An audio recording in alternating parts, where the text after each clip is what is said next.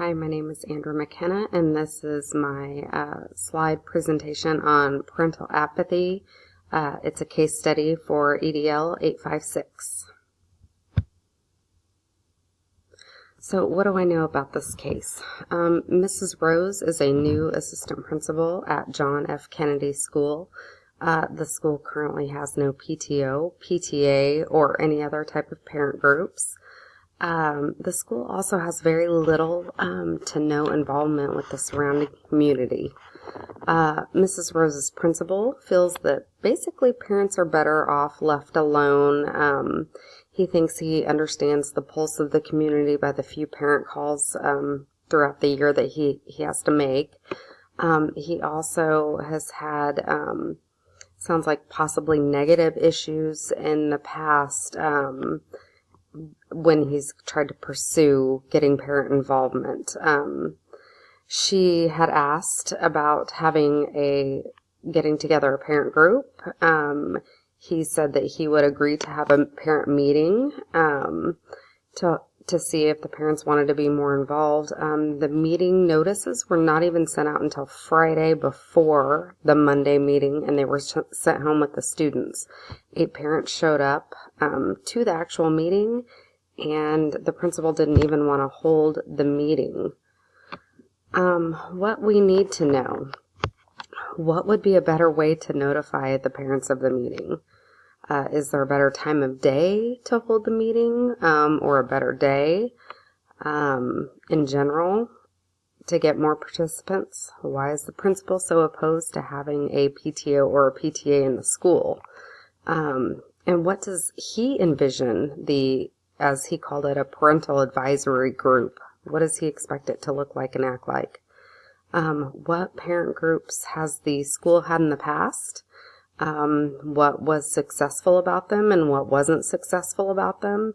What are neighboring schools doing, or other schools within their district or area doing in regards to parent groups?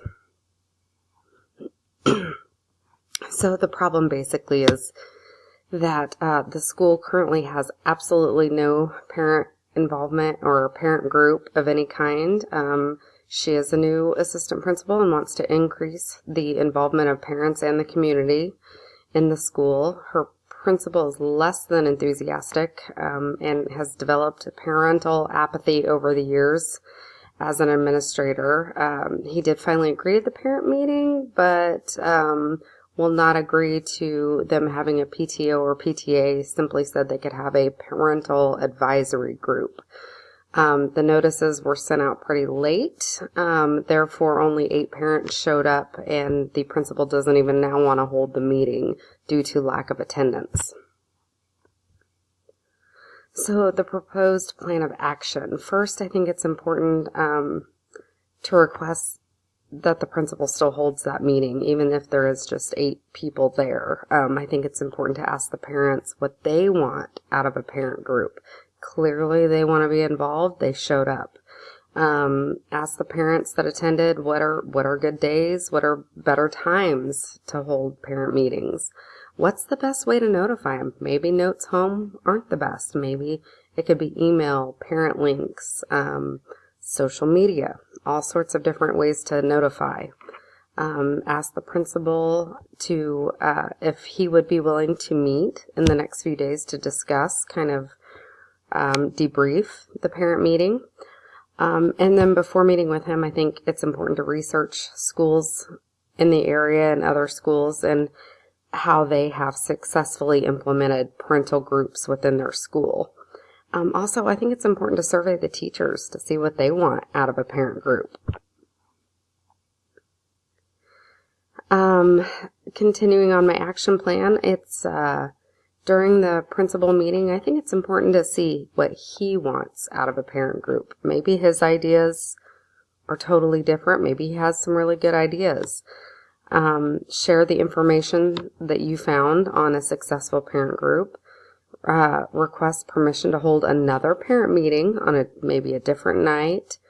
I think it's important to obviously try and get more parents there, and also invite the teachers to join. I think it's important to approach local businesses to possibly donate cookies or food or something People love food. They like to come for it.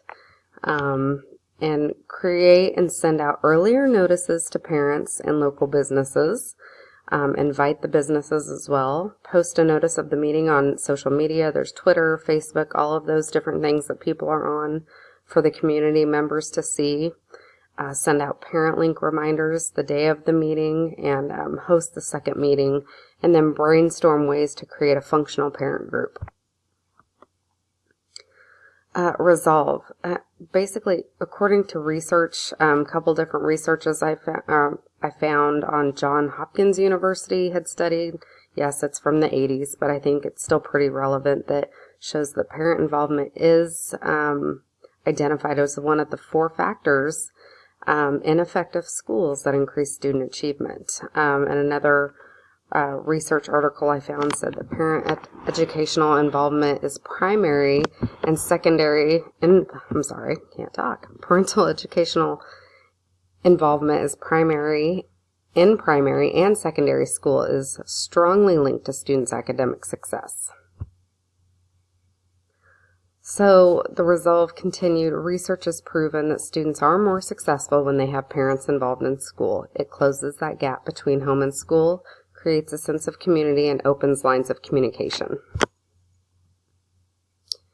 The debrief. I personally felt frustrated by the lack of the principal's encouragement and, his contentment to not have the parents involved in the school. It seemed he clearly wanted them to stay at bay. That's disheartening. The last minute invite on a Friday before a Monday meeting seemed intentional to me, so that there would be little turnout. It has been proven that parent involvement benefits students, so it's important that the school continues to try and close that gap. I think the assistant principal needs to find a way to bring on board the school principal, because his support is key. I mean, she needs his backing to create a successful parent group. So what has happened in the past with him that he is so opposed to this, and how can you make it a positive? How could she make it a positive for him and the parents? She needs to research. That's huge, to have backing to how to create the successful parent group. Reach out to those local businesses to get them involved in the community, and investigate and see what teachers would like out of the parent group. Creating a parent group, the reflection here, creating the parent group is beneficial to students' education. It closes that gap between home and school, opens lines of communication. Parent volunteers and input benefit all students, not just their own. We have parents that would come in at past schools I've been in, and they're working with small groups of children that aren't even theirs. I mean, it's just a huge benefit. Reaching out to local businesses and other community members benefits all. It gets everybody involved in the school. How did you, as the educational leader, promote the academic success of every student while addressing the issues revealed in the parental apathy case? Well, I asked to hold the original meeting to discuss what they would like. Even if only 8 showed up, I think you should still be respectful and hold that meeting. They want to be involved. Inquiring about what times and days work best for most of the parents and best lines of communication to notify them. Requesting to hold another meeting with more advanced notification. And inviting not only parents but also businesses, community members, and use social media to do so. Component 2, how did I promote personal well-being of every student? I had planned to invite families and the community using multiple means, such as personal invites, business for businesses, social media, home notes, parent link phone calls, inquiring what the best days and times to meet the families. Maybe more people can meet in the morning than instead of 7 at night. You never know. And also reaching out and trying to get those local businesses involved in their neighborhood school.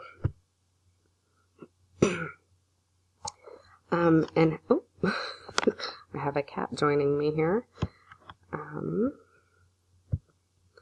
In component 3, basically, how did I promote communities of engagement for families and other stakeholders?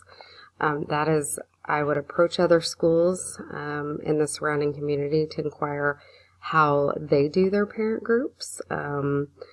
Do they have parental advisory groups, PTA, PTO? What's successful? What are they struggling with? I would also invite those local businesses to attend and the community members by, way of social media, maybe even some flyers. Maybe there's some other ways that I don't know about to invite those people to get them. The school is not just for the kids and the parents. It is a community thing that all people should be involved in because that increases the success of our students. So I feel like if these things are done, and done well and correctly, I think that this school could definitely bring in some type of parent group, that we could get the principal on board for and some other community members to increase the success of their students. Thank you.